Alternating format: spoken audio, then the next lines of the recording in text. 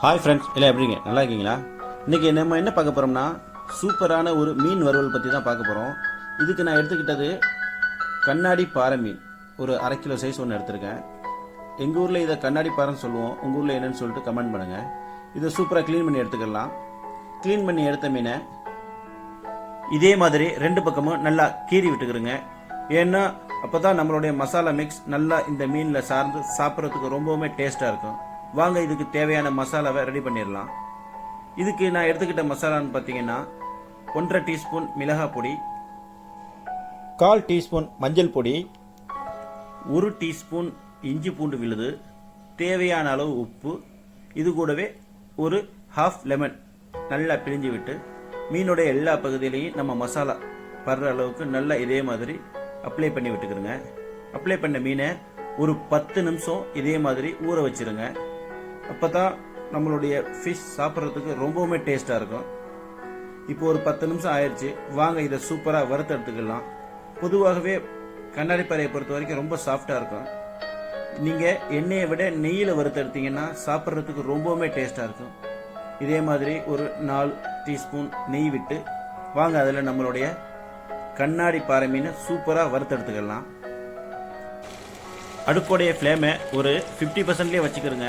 ஏன்னா சீக்கிரமே கருகிடும் நம்மளுடைய இந்த மீன். அப்படி கருகிடுச்சுன்னா சாப்பிட்றதுக்கு டேஸ்ட்டு கொஞ்சம் கம்மியாக இருக்கும். இதே மாதிரி லோ ஃப்ளேமில் வச்சு சூப்பராக வறுத்து எடுத்துக்கலாம். வாங்க இதே மாதிரி கருவேப்பிலையை கொஞ்சம் உதுத்து அது மேலே தூவி விடுங்க.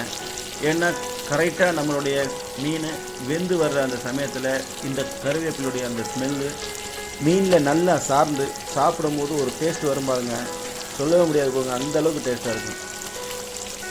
நல்லா 2 பக்கமும் ஈவனாக வெந்து வர்ற மாதிரி இதே மாதிரி பெரட்டி வறுத்து எடுத்துக்கிறோங்க. இதே மாதிரி பெரட்டும் போது மீன் உடைஞ்சிடாமல் பார்த்துக்கிறோங்க. மீன் உடைஞ்சிட்டாலும் ஒன்றும் பிரச்சனை இல்லை தான், இருந்தாலும் அந்த ஃபுல் மீனோட சர்வ் பண்ணி சாப்பிடும் போது மனசுக்கு ரொம்ப சந்தோஷமாக இருக்கும். இதே மாதிரி 2 பக்கமும் நல்லா வறுத்து எடுத்துக்கிறோங்க. இதே மாதிரி பிரட்டி விடுற அந்த சமயத்தில் ஒரு குக்கிங் ப்ரஷ் வச்சு அந்த சைடில் இருக்கிற நெய்யை மீன் மேலே இந்த மாதிரி அப்ளை பண்ணி விட்டிங்கன்னா இன்னும் சாஃப்டாகவும் சாப்பிட்றதுக்கு ரொம்ப டேஸ்ட்டாக இருக்கும். கிட்டத்தட்ட 80% நம்மளுடைய மீன் வெந்து வந்துடுச்சு. அவ்வளோதான் ஃப்ரெண்ட்ஸ். இதே மாதிரி உங்கள் வீட்லேயும் ட்ரை பண்ணி பாருங்கள். சூப்பராக ரொம்ப சாஃப்டாக சாப்பிட்றதுக்கு ரொம்பவுமே டேஸ்ட்டாக உங்கள் வீட்லேயும் நீங்கள் மீன் வறுவல் ரெடி பண்ணலாம். வாங்க இப்போ நம்ம மீன் முற்றிலுமாக ரெடி ஆயிடுச்சு. இதை டேஸ்ட் பண்ணி பார்த்தலாம் எப்படி இருக்குன்னு பாருங்கள் ஃப்ரெண்ட்ஸ். ரொம்பவுமே சூப்பராக நம்மளோட மீன் எவ்வளோ அழகாக வெந்து வந்திருக்குன்னு பாருங்கள். பார்க்கும்போதே சாப்பிட தூண்டக்கூடிய ஒரு அளவில் ரொம்பவுமே சூப்பராக நம்மளுடைய மீன் வறுவல் அமைஞ்சு வந்திருக்கு பாருங்கள். வாங்க இதை இப்போ எப்படி இருக்குன்னு டேஸ்ட் பண்ணிக்கலாம். பாருங்கள் ஃப்ரெண்ட்ஸ், ஜஸ்ட் என்னோட ஒரு 2 விரலால் அப்படி பிச்சு எடுக்கையிலே அந்த மீன் எவ்வளோ அழகாக சாஃப்டாக உதிர்ந்து வருது பாருங்கள். அந்த அளவுக்கு ஒரு டேஸ்டான மீன் கூட இதை சொல்லலாம்.